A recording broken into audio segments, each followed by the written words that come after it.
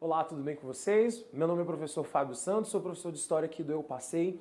E na aula de hoje, nós temos algo muito importante para trazermos para vocês. No caso, hoje a gente vai trazer aqui a expansão marítima portuguesa. Então, no dia de hoje, a gente vai estar trazendo para vocês uma série de questões importantes sobre a formação do reino português. Nós vamos estar falando também sobre as questões que levaram Portugal a sair ali também do seu território e, sobretudo, nós também vamos estar trazendo algumas questões importantes que vão levar essa motivação sobre por que Portugal conseguiu desbravar os mares, o seu pioneirismo, até chegar em território brasileiro. Para a gente entender a história do Brasil, não tem como a gente não voltar na formação da história portuguesa. Então é por isso que eu trouxe para vocês aqui a questão com relação à formação do Reino de Portugal.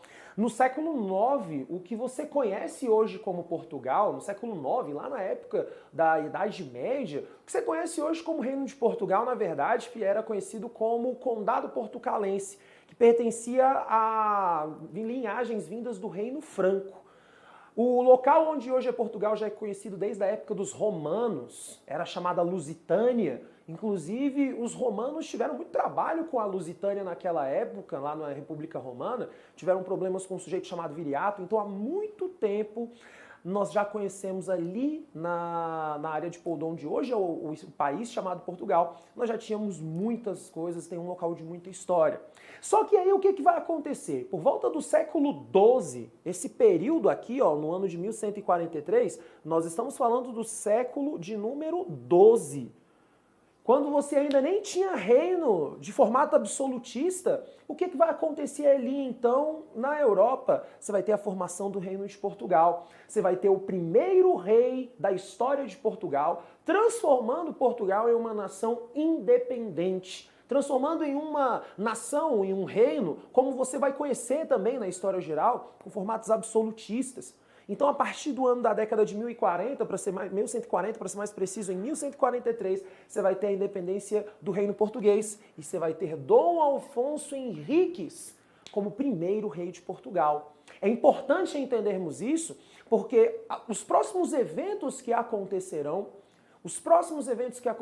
dentro da história portuguesa são extremamente ricos. Entre 1143 e 1385, o Reino de Portugal vai estar começando a consolidar as suas fronteiras, algo que é extremamente importante para um reino absolutista do século XIII e do século XIV.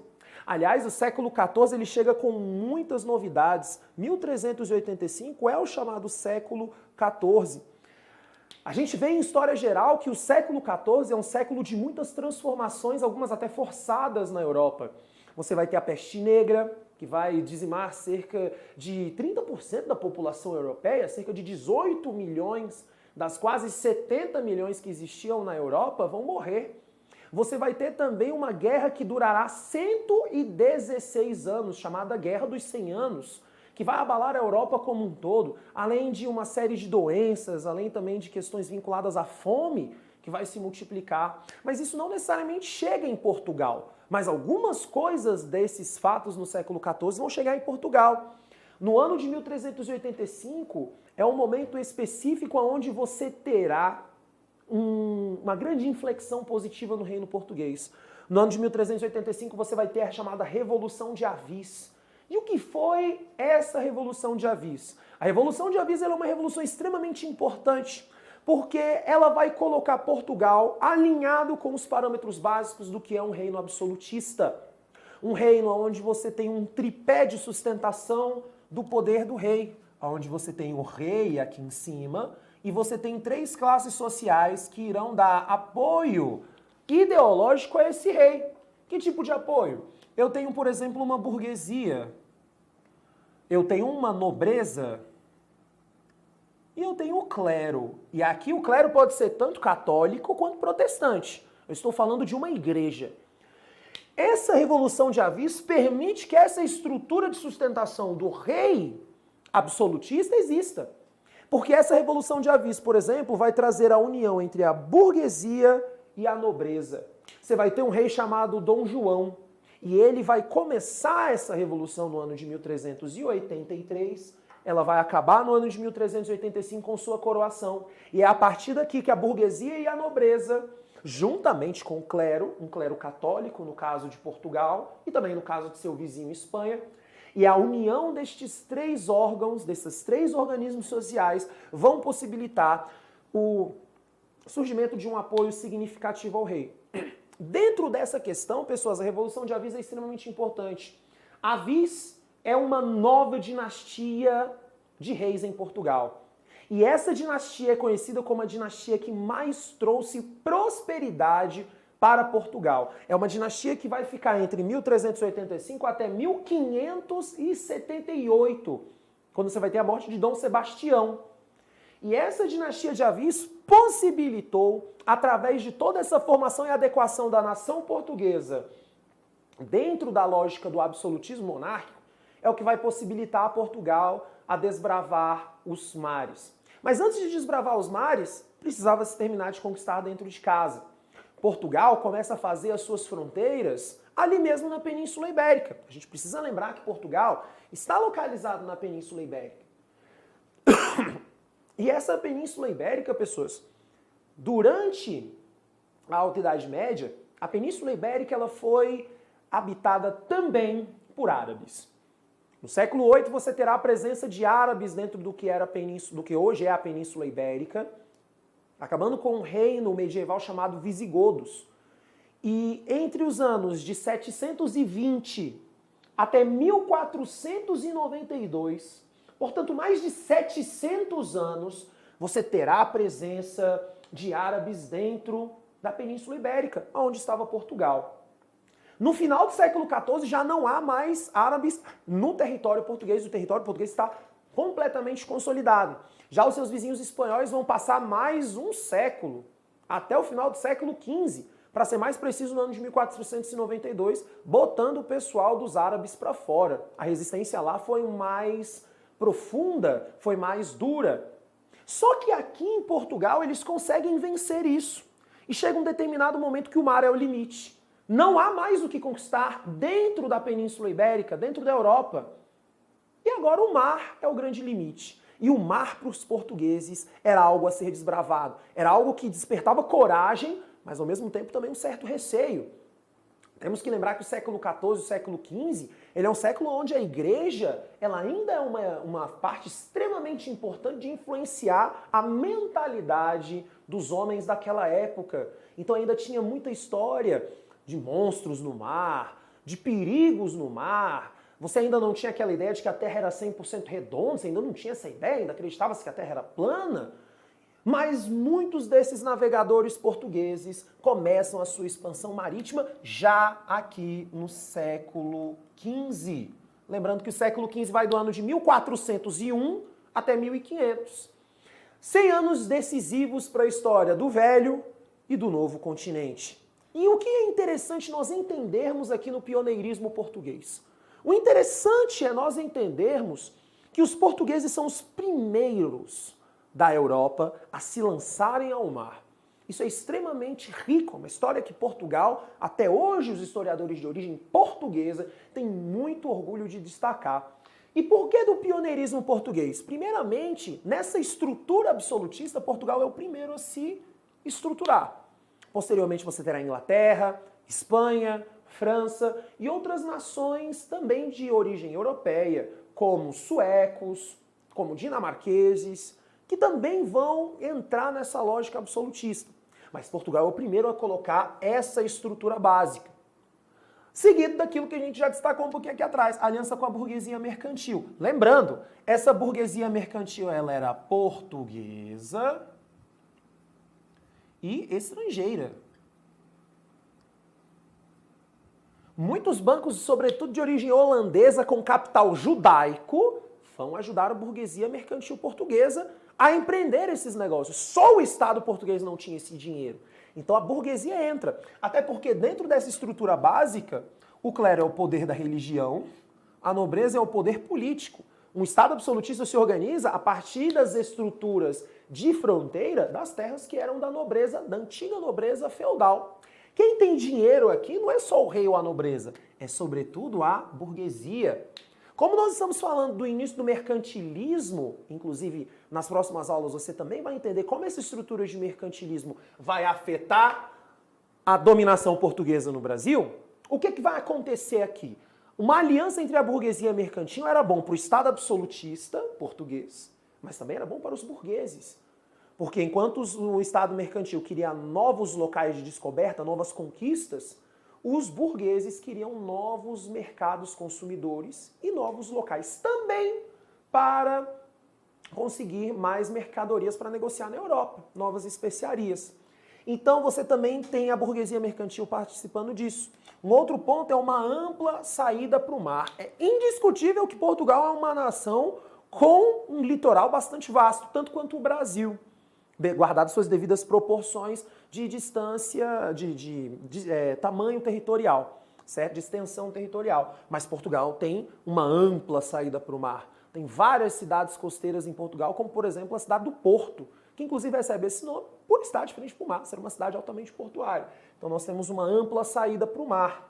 Nós temos também uma coisa muito interessante, a chamada Escola de Sagres. A Escola de Sagres ela nunca existiu enquanto um local, digamos, um prédio chamado Escola de Sagres. É mais ou menos, funcionava como se fossem as antigas escolas de filosofia. Era um grupo de determinados navegadores portugueses que revezavam, além de se revezarem nas viagens, eles também trocavam experiências. Bem como, dentro dessa Escola de Sagres, nós também temos aqui alguns aprimoramentos navais.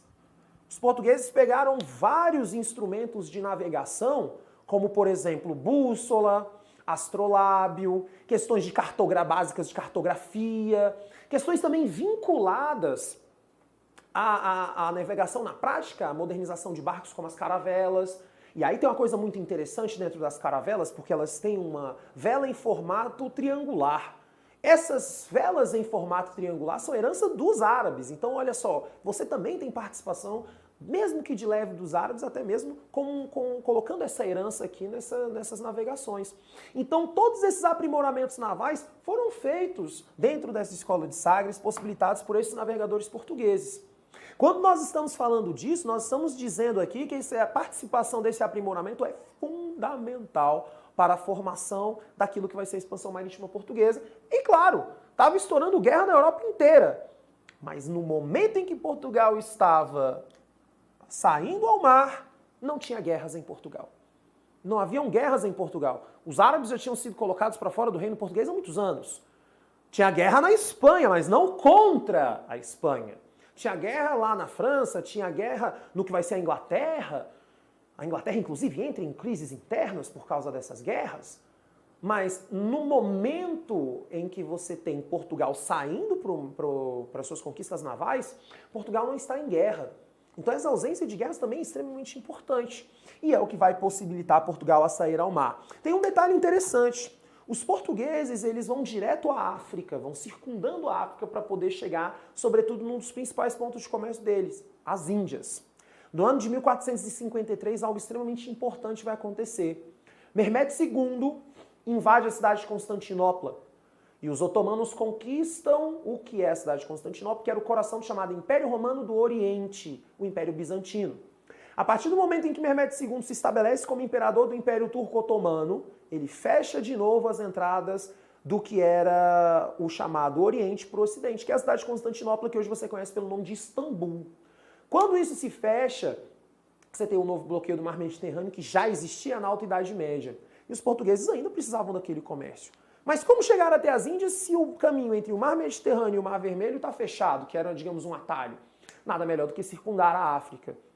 Para circundar a África, você vai ter as conquistas marítimas de Portugal. A grande primeira conquista de Portugal vai ser no ano de 1415, uma cidade chamada Ceuta, no Marrocos. Essa cidade até hoje existe, ela fica próximo do chamado Estreito de Gibraltar, que é uma ligação entre a Espanha e o Marrocos, uma separação entre o que é o Mar Mediterrâneo e o início do chamado Oceano Atlântico. E essa cidade é conquistada pelos portugueses, é o primeiro grande ponto. Entre 1415 e 1430, você terá a conquista das Ilhas Atlânticas, como, por exemplo, o arquipélago de Açores, Ilha da Madeira. Nós vamos ter aqui também a Ilha de Cabo Verde, certo? Então essas Ilhas Atlânticas serão conquistadas. certo? Uma outra coisa interessante nessas ilhas atlânticas é que algo que vai influenciar o Brasil daqui a pouco começa a ser colocado bem aqui nas ilhas atlânticas. Como, por exemplo, as chamadas capitanias hereditárias. Mas você vai entender que aqui as capitanias hereditárias acabaram funcionando melhor do que aqui no Brasil, mas isso fica para uma outra oportunidade. Após isso, o que acontece, gente? No ano de 1400, a década de 1480 é extremamente interessante. Você vai ter o pessoal de Portugal continuando a circundar a África, fazendo as chamadas feitorias. Essas feitorias são pontos de comércio fortificado que ficam na costa da África, onde você tem como início da interação dos portugueses com os povos de origem africana. E ali você tinha lá no sul do que hoje é a África do Sul, você tinha um cabo que era conhecido como Cabo das Tormentas. Tormenta é nome ibérico bonito para tempestade. E aí o Cabo das Tormentas vai ser passado por um sujeito chamado Bartolomeu Dias. E após Bartolomeu Dias passar, ele vai ser conhecido como Cabo da Boa Esperança. Este Cabo da Boa Esperança, pessoas, a partir desse momento você vai ter Portugal passando por baixo da África. 10 anos depois, você vai ter um sujeito chamado Vasco da Gama. E o Vasco da Gama, em 1498, vai ser o primeiro navegador português a chegar às Índias, circundando a África, usando como via, portanto, o Oceano Atlântico, passando por baixo da África e chegando até Calicut, nas Índias. E 2 anos depois, em 1500, nós teremos no dia 22 de abril a chegada dos portugueses até o Brasil através do navegador Pedro Álvares Cabral, ok? Então, essas últimas 2, 3 conquistas são extremamente decisivas para o que hoje você conhece como Brasil, correto? Na próxima aula a gente vai estar dando mais alguns detalhes com relação a estabelecimento dos portugueses no Brasil, bem como também alguns detalhes com relação às questões de navegação entre Portugal e Espanha. Mas por agora, a gente fica aqui com o Pedro Álvares Cabral, a gente se vê numa próxima. Valeu, gente! Tchau!